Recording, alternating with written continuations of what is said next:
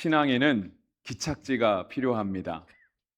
기착지는 목적지에 가면서 중간에 잠깐 들르는 곳입니다. 하나님은 우리의 인생 가운데 때를 따라 도우시면서 우리의 삶 가운데 하나님의 하나님 되심을 나타내십니다. 그러한 하나님의 임재가 우리의 신앙에 있어서 기착지가 되는 것이죠. 본문의 말씀은 이스라엘 백성이 요단강을 마른 땅으로 건너가는 중에 있었던 일입니다.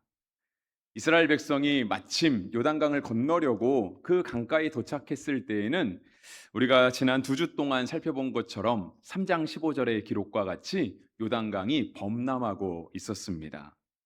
그런데 하나님의 약속의 말씀이 있었죠. 범람하는 강 가운데 여호와의 언약궤를 맨 제사장들이 그 발을 강물에 디디면 그러면 강이 갈라지게 될 것이다. 하나님이 말씀하셨고요. 제사장들은 그 하나님의 말씀을 따라서 정말 범람하는 강 가운데 막 넘쳐 흐르는 강 가운데 믿음으로 발을 내디뎠습니다. 그랬더니 강물이 갈라지기 시작했습니다. 저 위에서부터 내려오는 강물이 어느 한 곳에 멈춰서서 쌓이기 시작했던 것이죠. 그리고 그렇게 마른 땅을 가운데로 두고 이스라엘 백성들은 요단강을 건너갔습니다. 근데 그렇게 이스라엘 백성들이 강을 건너고 있을 때 하나님께서 명령하십니다. 그 명령의 말씀은 오늘 본문은 4절부터 보았지만 2절과 3절에 나와 있습니다. 백성의 각 지파에 한 사람씩 12사람을 택하고 그들에게 명령하여 이르기를 요단 가운데 제사장들의 발이 굳게 선 그곳에서 돌 12를 택하여 그것을 가져다가 오늘 밤 너희가 유숙할 그곳에 두게 하라 하시니라. 그러니까 이스라엘 백성들이 지금 요단강을 한참 건너가고 있습니다. 우리가 그 장면을 한번 상상해 보면 좋겠습니다. 우리가 그 요단강을 건너는 그 무리 가운데 한 사람이 되어 보시면 좋겠습니다. 그 강을 건널 때 어떤 생각이 들었을까요? 물론 처음에는 신기하지 않았을까 싶습니다. 왜냐하면 우리는 강바닥을 한 번도 본 적이 없잖아요. 그리고 강을 좀 전까지만 해도 범람했던 강을 지금 우리가 마른 땅으로 건너가고 있으니 그 놀라운 기적이 신기하기도 했을 것입니다. 또 한편으로 이렇게 제사장들이 그 강에 발을 디뎠을 때 물이 끊겨지고 한쪽에 쌓이기 시작했다 그랬잖아요. 그러니까 비록 우리는 마른 땅을 건너고 있지만 내 옆에 물이 벽을 쌓고 있는 거예요. 곧 밀어닥칠 것처럼. 그러니까 이스라엘 백성들은 그 강을 건너면서 한편으로 두렵기도 했을 것입니다. 그리고 또 한편으로는 굉장히 큰 감격도 있었을 것입니다. 왜냐하면 그들이 광야 40년을 지나오고 지금 요단강을 건너는 이 순간에 그들이 어렸을 때부터 늘 들어오던 말이 있습니다. 우리 아버지와 어머니가, 우리 할아버지와 할머니가 이 출애굽을 처음 시작하면서 하나님께서 우리에게 홍해를 가르셨다. 그 바다가 하나님의 능력 가운데 갈라지는 일이 있었다. 그래서 우리 앞길을 바다가 막고 있었지만 하나님의 능력으로 우리는 그 가른 바다가 갈라진 그 땅을 건너왔다. 그 이야기를 늘 아버지 어머니로부터 할아버지 할머니로부터 들었습니다. 그런데 지금 내가 그 요단강이 갈라진 그 기적의 현장에 내가 와 있는 겁니다. 지금까지는 늘 귀로 들어왔던 이야기인데 그 하나님의 기적의 주인공이 바로 내가 된 것이죠. 그래서 지금 내가 그 강을 건너가고 있는 거예요. 어떤 생각이 들었을지 우리는 확실할 수는 없지만 분명 이스라엘 백성들이 요단강을 마른 땅으로 건너면서 아마 제정신은 아니었을 것 같아요. 그러니까 아주 똑똑한 정신 가운데 분명한 사리 분별을 하면서 아마 강을 건넌 사람은 많지 않았을 것 같습니다. 그런데 그 가운데 하나님이 명령하시는 거죠. 각 지파에 한 사람씩. 지금 제사장들이 요단강 한가운데 서 있는데 거기까지 가서 돌을 하나씩 들고 건너가라 하는 것입니다. 그리고 그 돌을 오늘 너희가 잘 곳에 두어라.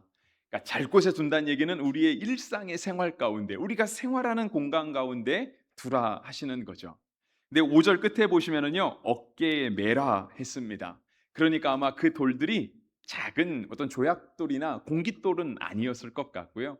적어도 어깨에 멜 만한 돌, 어깨에 메고 가야만 옮길 수 있는 제법 크기가 있는 돌이었을 것입니다.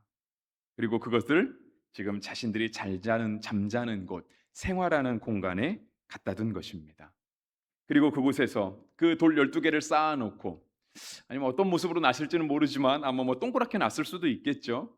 어떤 모습으로도 뭐 피라미드로 놓던 그 이스라엘 백성들은 이제 강을 건너고 나서 그 큰 돌 무더기와 함께 일상을 살아가야 합니다.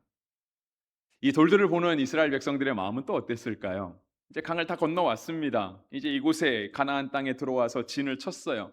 그리고 생활해야 되는데 지금까지 없던 돌무더기가 있는 거예요.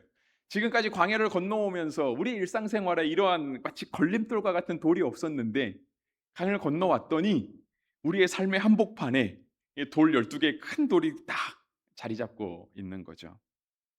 이 돌들을 보는 이스라엘 백성들의 마음은 그 요단강을 마른 땅으로 건너왔던 사람들에게 이 돌은 하나님의 놀라운 기적의 상징이었을 것입니다. 오늘 6절에도 그렇게 말씀하시잖아요. 이것이 너희 중에 표징이 되리라. 그러니까 그 돌을 보는 사람, 그 요단강을 마른 땅으로 건너왔던 사람들은요, 이 돌을 보면서 하나님의 놀라운 역사를 기억하는 겁니다. 하나님이 요단강을 갈랐어. 우리가 진흙 한 방울 묻히지 않고 요단강을 마른 땅으로 건너왔다라고 하는 감격에 쌓였을 것입니다. 그런데 이제 시간이 지나는 거죠. 다음 세대가 그 돌을 보는 겁니다. 우리가 생활하는 공간 가운데 늘 그 돌무더기가 있는 거예요. 그들은 어떻게 생각했을까요? 아마 어떤 사람들은 그랬을 거예요. 도대체 이 돌들은 뭐지? 누가 도대체 이 돌들을 여기다 갖다 놨을까?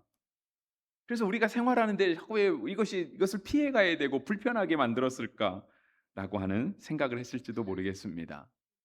성경의 표현을 빌리면 6절과 같은 거죠. 6절에 이렇게 말씀하시잖아요. 후일에 너희의 자손들이 물어 이르되 이 돌들은 무슨 뜻이냐 하거든.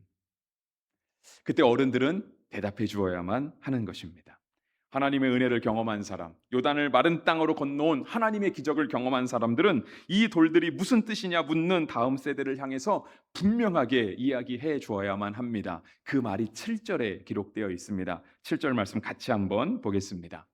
그들에게 이르기를 요단물이 여호와의 언약궤 앞에서 끊어졌나니 곧 언약궤가 요단을 건널 때에 요단물이 끊어졌으므로 이 돌들이 이스라엘 자손에게 영원히 기념이 되리라 하라 하니라.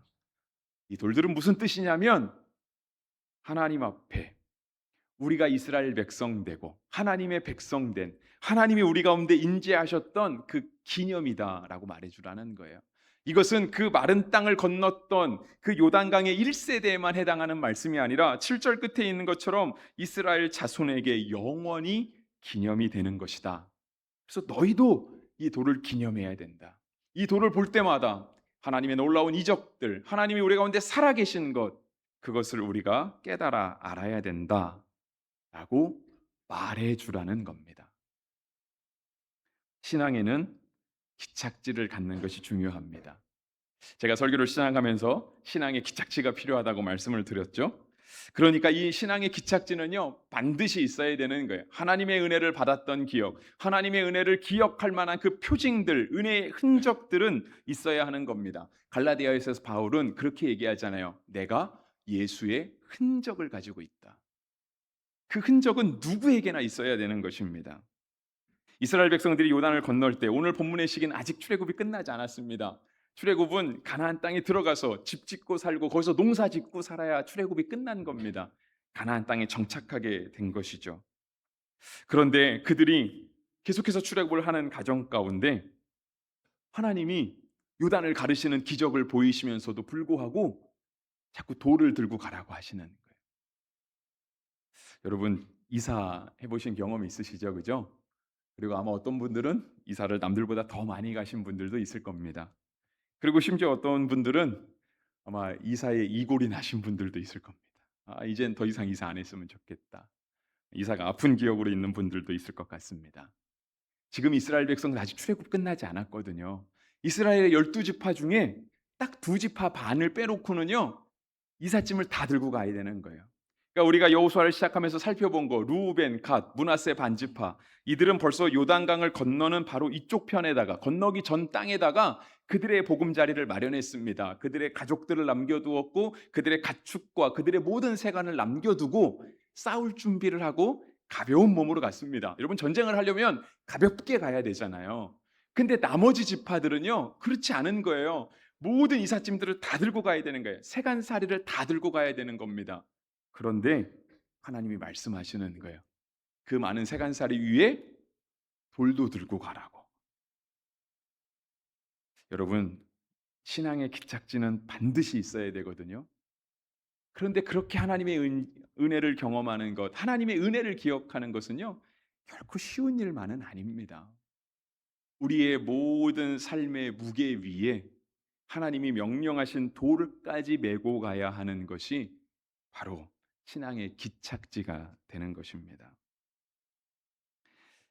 오늘 장로님께서도 아까 기도하실 때 다니엘 기도회를 위해서 기도해 주셨는데요. 다니엘 기도회 한 주간 동안 우리 많은 분들의 간증을 들으면서 참 기억에 남는 말들이 많이 있습니다. 여러분 혹시 어저께 다니엘 기도회 간증하셨던 그 장로님을 기억하시나요? KBS의 김재원 아나운서라고 했잖아요. 그분이 간증하실 때 그 가방 메고 있던 거 기억하시죠, 그죠? 예, 이제 저는 이제 어저께 이렇게 들어와서 저 뒤쪽에서 앉아 듣는데 저분이 도대체 저 가방을 왜 메고 왔을까? 여러분 생각해 보세요. 제가 만약에 설교하면서 이 시간에 가방 하나 메고 설교한다고 생각해 보세요. 그게 좀 이상할 수 있잖아요. 근데 그분이 한 50분을 간증하는데 가방을 메고 그리고 또 계속 왔다 갔다 하잖아요. 그래서 마지막에 그 가방을 내려놓죠, 그죠? 그러면서 그분이 하셨던 얘기가 우리가 예수 그리스도의 십자가 아래에서 우리의 모든 멍에가 벗어졌다 하면서 가방을 내려놓는 그러한 퍼포먼스를 취하시잖아요, 그죠? 그분이 50분 내내 가방을 메고 있었던 이유는 뭐예요? 그 한마디 하려고. 예수 그리스도의 십자가가 우리의 모든 삶의 무게를 내려놓게 한다. 이것을 단지 말이 아니라 행동으로 보여주려고 가방을 50분 내내 메고 있었던 거예요. 그리고 나서 강의가 끝날 때쯤 돼서 가방을 매죠, 그죠? 왜냐하면 예수님도 우리에게 말씀하시잖아요. 나의 멍에를 메고 내게 배우라. 성도가 가는 길은요, 멍에를 다 내려놓는 것은 아니에요. 우리의 삶의 멍에는 내려놓지만 예수 그리스도의 멍에를 매야 되는 거거든요. 그러니까 그분이 다시 풀려났던 가방을 또 주섬주섬 어깨에 매요. 그리고 간증 끝냈습니다. 여러분 우리가 은혜를 기억하는 것도요 결코 쉽지 않습니다. 근데 우리의 삶에는 그 은혜를 기억하는 그 신앙의 기착지가 있어야 되거든요. 여러분 결단하셔야 은혜 받을 수 있습니다. 은혜의 자리에 나오기를 주저하지 않게 되시기를 바랍니다. 바쁘죠. 세상에 안 바쁜 사람은 없습니다. 사람들 속된 말로 그런 말들 하더라고요. 백수가 가로사 한다고. 여러분 안 바쁜 사람은 없어요. 그런데 그런 거 다 내려놓고 은혜의 자리에 오는 거예요. 그래야 그것이 우리 가운데 표징이 되는 겁니다. 신앙의 기착지가 생기는 거예요. 여러분 우리가 신앙의 길을 걸어가는데요. 기착지가 없다 생각해 보세요. 여러분 어저께 우리 김정기 집사님 대구에서 결혼하셨잖아요. 박산숙 집사님하고. 우리가 만약에 대구까지 가는데 중간에 휴게소가 없다고 생각해 보세요. 뭐 대구 정도야, 그죠? 예, 뭐 그 정도는 휴게소 없어도 갈 수 있습니다. 예, 잠깐 참으면 되잖아요, 그죠? 그리고 뭐 빠르면 1시간이면 가고 어저께 좀 길막해서 한 1시간 20분 정도 갔는데 충분히 갈 수 있는 거리입니다. 근데 만약에 우리가 대구가 목적지가 아니고 더 가야 된다면 대전까지 가야 되고 서울까지 가야 된다면 만약에 휴게소가 없으면 어떡할까요? 쉽지 않겠죠, 그죠? 그 길이 평안하지 않을 거예요. 아마 우리도 많이 힘들 거요. 왜냐하면 일단 먹는 거 조심해야 되잖아요. 화장실 못 가니까. 근데 그럼에도 불구하고 한 4시간, 5시간 가야 되니까 음식은 또 먹어야 되잖아요. 출발하기 전에 음식도 조절해야 되지만 또 먹어야 될 도시락도 싸갖고 가야 되는 겁니다. 여러분 우리가 신앙의 길을 걸어가고 있어요. 우리가 천국문을 향해서 나아가고 있는데 그 천국문을 향해서 갈아가는 우리의 신앙의 여정 가운데 기착지가 없다 생각해 보세요. 우리의 신앙의 여정을 평안하게 마무리할 수 있을까요? 여러분 우리가 2주 전에 새생명 축제 했습니다. 혹시 이 자리에 그때 오신 분들 아직도 계신지 모르겠습니다. 그런 분들 계시다고 한다면 너무 감사드리고요. 앞으로도 계속해서 함께 예배할 수 있으면 좋겠습니다. 우리가 새생명 축제를 통해서 함께 예수 믿자고, 함께 신앙생활 하자고 그렇게 권면했잖아요. 근데 여러분, 그렇게 가는 길이 중간에 쉴 곳 하나도 없고 너무 힘든 길이라고 한다면, 우리가 그런 분들에게 가서 같이 신앙의 길을 걷자고, 같이 예수 믿자고 우리가 그렇게 권할 수 있겠습니까? 그 사람들이 옳다구나 하면서 그 길에 함께 따라 나서 주겠습니까? 힘든 거죠. 그래서 여러분, 신앙의 기착지는 반드시 있어야 되는 겁니다. 그래서 은혜의 자리를 향해 나아가야만 하는 겁니다. 여러분, 이스라엘 백성들이요, 요단강에 결코 쉽게 발을 내딛지 않았습니다. 범람하는 강에 제사장들이라고 해서 그들이라고 무슨 특별한 재주가 있어서 발을 내딛을 수 있었던 건 아니에요. 그런데 주님 말씀하시니까, 그러니까 발을 내딛은 거죠. 내딛었더니 강이 갈라지기 시작하고 그 길을 이스라엘 백성들이 따라 걸어가기 시작하는 것이고요. 그러면서 돌을 가져가면서 돌을 우리의 잠자리에 갖다 놓고 우리의 일상살이에 갖다 놓고 그것을 늘 묵상하고 은혜를 새롭게 만들어 가는 겁니다. 오늘 4장의 마지막 절은 이렇게 얘기하세요. 4장 24절에 이는 땅의 모든 백성에게 여호와의 손이 강하신 것을 알게 하며 너희가 너희의 하나님 여호와를 항상 경외하게 하려 하심이라 하라. 신앙의 기착지, 힘들어도 은혜를 기억하고 새롭게 하는 것, 그것이 우리의 삶에 반드시 있어야만 하는 것입니다. 그리고 6절의 말씀처럼 후일에 너희의 자손들이 물어 이르되 이 돌들이 무슨 뜻이냐 하거든. 오늘 설교 제목도 이겁니다. 이 돌들이 무슨 뜻이냐 하거든. 그때 우리는 대답을 해줘야 되는 겁니다. 이 돌들을 바라보는 요단강을 건넌 사람들, 그 사람들은 돌들만 바라봐도 은혜가 새로웠을 겁니다. 여러분, 우리 교회에 지으신 분들 있잖아요. 이 교회를 지으신 분들. 그런 분들은 우리 교회에 불편함이 있어도 그런 불편함이 전혀 눈에 들어오지 않습니다. 그냥 교회를 보는 것만으로도 너무 좋은 거예요. 우리가 이 교회를 어떻게 세웠는데, 그 어려움 가운데 교회를 세운 그 감격이 볼 때마다, 교회에 발을 들어올 때마다 새로운 겁니다. 근데 이 교회가 지어진 다음에 온 사람, 저 같은 사람, 저는 온 지 아직 2년 안 됐으니까 제가 그분들만큼 교회에 들어올 때 감격이 있을까요? 물론 저 같은 사람을 아직도 목사로 살게 하시는 하나님의 은혜는 늘 감사하죠. 저 같은 사람이 설교단에 설 수 있다는 것 자체가 너무 감사하죠. 하지만 교회를 지은 분들의 감격이 저한테는 없는 것이죠.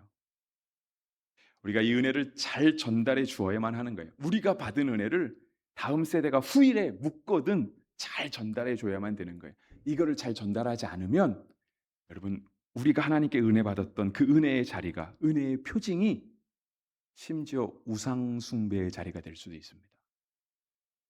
이게 여러분 안 될 것 같죠, 그죠? 그래도 이스라엘 백성들은 10계명에 1계명 그거잖아요. 너는 나 외에 다른 신을 내게 두지 말아라.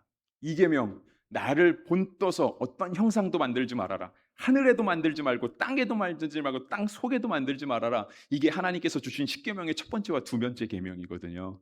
그러니까 이스라엘 백성들이 설마 이 돌들을 보면서 그것을 우상으로 섬겼을까? 그런 생각은 안 드실지 모르겠지만 실제로 이스라엘 역사 가운데 그런 일들은 종종 있었습니다. 그 대표적인 것이 민수기 21장에 기록된 놋뱀 사건입니다. 그러니까 이제 민수기 21장은요, 오늘 여호수아보다 더 앞에 있는 이야기입니다. 출애굽 1세대가 애굽을 떠나서, 그러니까 출애굽해서 광야 생활을 하는 그 길 가운데 그걸 40년을 돌아다녔거든요. 40년을 돌아다니는 중에 어느 날 이스라엘 백성들이 하나님을 향해서 길이 불편합니다. 그 길의 불편함으로 하나님께 원망을 했습니다. 그렇죠. 우리 이 자리에 계신 어떤 분도 인생길이 그렇게 편한 분은 없으시잖아요. 우리도 다 우리 인생길에 불편함은 있습니다. 그래서 우리도 하나님께 원망할 수도 있고 하나님의 도움을 호소할 수도 있습니다. 근데 이스라엘 백성들이 민수기 21장에서는요, 선을 넘어갔습니다. 하나님을 향한 불평이요, 선을 넘어가기 시작하는데 이스라엘 백성들은 광야 40년을 돌아다니면서 농사를 지을 수가 없잖아요. 그러니까 하나님께서 주시는 만나를 매일같이 무상으로 공급받았습니다. 10월 마지막 주일, 10월 30일 설교가 이 설교인데요. 근데 그렇게 무상으로 공급받으면서 우리가 아무 일도 하지 않았는데 늘 먹을 것이 있는 거예요. 수고하지 않아도 먹고 사는데 아무런 문제가 없던 겁니다. 근데 그 음식을 40년 먹었습니다. 근데 어느 날, 그 40년 중에 어느 날 이스라엘 백성들이요, 길이 불편하다고 하나님을 원망하기 시작하는데 어떻게 선을 넘냐면, 하나님, 우리는 이 음식이 싫습니다라고 가는 거예요. 근데 성경의 표현에 뭐라고 되어 있냐면, 우리가 이 하찮은 음식을 싫어하노라. 여러분, 아무 수고 안 했는데 매일같이 주어지는 그 만나를 대해서 너무 익숙해지다 보니까 이스라엘 백성들이 하나님을 향해서 뭐라 하냐면, 하나님, 이딴 하찮은 음식 저는 싫습니다.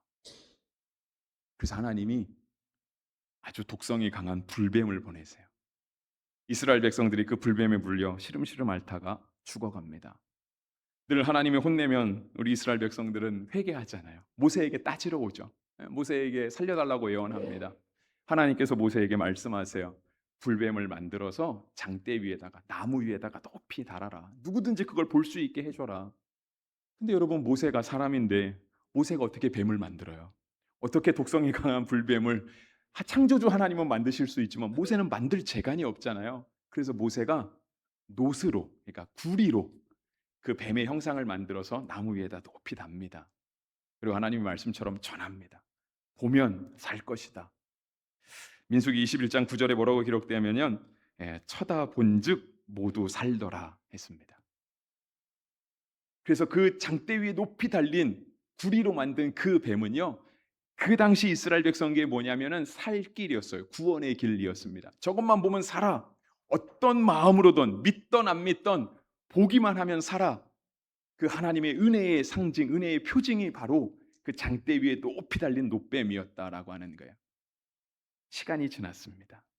그런 사람들이 가나안 땅에 들어와서 정착하고 사사시대를 지내고 왕정시대를 보내고 이스라엘 나라가 거의 멸망에 그쯤 가서 히스기야라고 하는 위대한 왕이 등장합니다.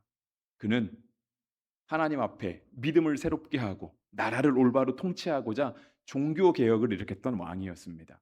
근데 그가 종교 개혁을 일으킬 때 이러한 기록이 있습니다. 열왕기하 18장 4절인데요.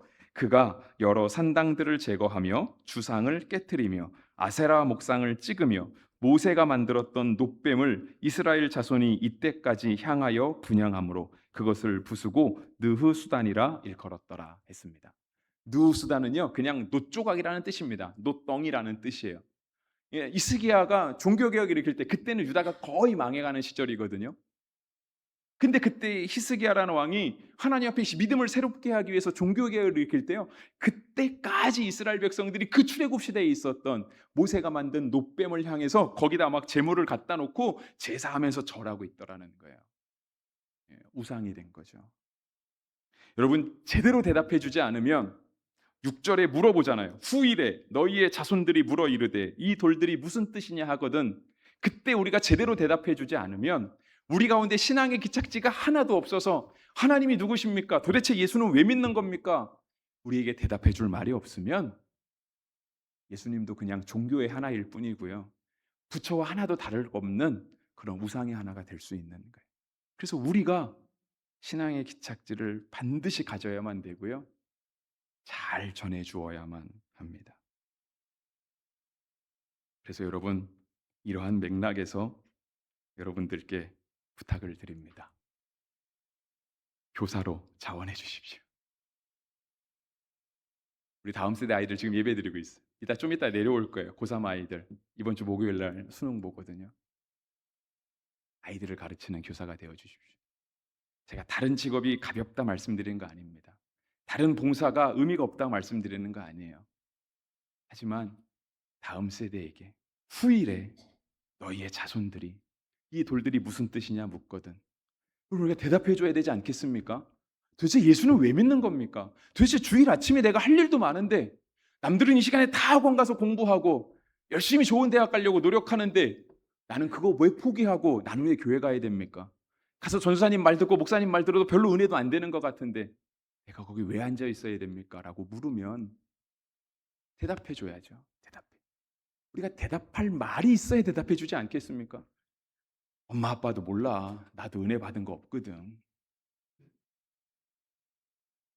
그래서는 안 되지 않겠습니까? 말씀 마무리하겠습니다. 오늘 본문 끝절이 9절인데요. 9절에서 여호수아가 이런 행동을 합니다. 여호수아가 또 요단 가운데 곧 언약궤를 맨 제사장들의 발이 선 곳에 돌 12를 세웠더니 오늘까지 거기에 있더라. 그러니까 이제 여호수아가요. 이제 하나님의 명령을 전하면서 너희가 그 모든 세간들을 이끌어 가면서 돌도 하나씩 메고 가라. 그래서 그 돌을 너희가 잠잘 곳에다가 딱 두어라 했어요. 근데 여호수아는요. 거기서 끝나지 않고 다시 돌아가요. 요단강 한가운데 제사장들이 서 있는 그곳에 가서 거기서 막 돌을 주섬주섬 모아다가 거기도 역시 돌 12개를 쌓아놓는 거예요. 근데 이거 왜 쌌을까요? 왜냐하면 다 건너고 나면 다시 강이 원상복구 될 거잖아요. 다시 또다시 범람할 거예요. 근처에도 가지 못할 만큼 물이 우리를 위협하고 다가올 거라고요. 근데 여호수아가 거기 가서 돌을 쌓아놓는 거예요. 여러분, 여호수아가 거기다 돌을 쌓아놓았던 이유는요. 범람이 끝나고 다시 일상으로 돌아왔을 때, 다시 평상시로 돌아왔을 때 그때를 위함입니다. 여러분, 강은 늘 범람하지 않아요. 우리 앞에 흐르는 낙동강 수위는 별로 변함이 없습니다. 어쩌다가 홍수가 나기는 하죠. 근데 그거는 1년에 한 번 아니면 두 번. 한 번 물 찼다가 빠집니다. 그러니까 여호수아가 그 강 한가운데 돌을 쌓아놓은 이유는요. 이제 다시 평상시로 돌아가서 물의 수위가 낮아지고 정말 요단강이 제가 최근에 본 유튜브에 의하면은요. 그냥 이스라엘과 요르단의 경계 가운데 있는데 너무 가까워요. 정말 요 바로 앞에 있는 것 같아요. 그냥 무릎 찰랑찰랑하게 건너갈 수 있는 강이 요단강이에요. 예. 물론 수심이 깊은 곳이 있고 폭이 넓은 곳도 있겠죠. 물 빠지고 나면 물 한가운데 그 돌무더기가 드러나는 거죠. 그래서 사람들이 묻지 않겠습니까? 후일에 자손들이 또 묻는 거예요. 아, 우리 생활하는 곳에 이거 돌 왜 갖다 놨냐고. 이거 치워버리자라고 할 때 우리가 대답해 줘야죠. 이 돌이 우리로 하여금 마른 땅을 건너게 하신 하나님의 기적의 표징이었어. 자녀들이 행여나 에휴 그런 게 어딨어요. 따라와봐. 요단강 가서 가운데 봐봐. 저기 돌 있잖아. 저 돌을 우리가 마른 땅으로 건널 때 쌓아놓은 거야. 강이 늘 물 차 있으면 가서 돌 들고 쌓아놓을 수가 없잖아요. 근데 돌이 쌓여 있다는 거는 분명 우리가 마른 땅으로 그 땅을 건너왔다는 거죠. 자녀들을 향해 그렇게 말해주라는 거예요. 여호수아가 지금 그 일을 하고 있는 겁니다. 베드로전서 3장 15절도 우리 가운데 이 말씀을 합니다. 너희 마음에 그리스도를 주로 삼아 거룩하게 하고 너희 속에 있는 소망에 관한 이유를 묻는 자에게는 대답할 것을 항상 준비하되 온유와 두려움으로 하고 대답할 말을 항상 준비하고 있어라. 주님이 말씀하세요. 도대체 당신은 예수를 왜 믿습니까? 너희에게 오늘 너희 가운데 있는 소망에 관한 이유를 묻는 자들이 있거든. 여러분 물어주는 게 고마운 겁니다. 요즘은 물어주지도 하지 않잖아요. 도리어 교회 다니는 사람 보고 왜 아직도 교회 다니냐고. 마치 우리를 되게 미개한 사람으로 보잖아요.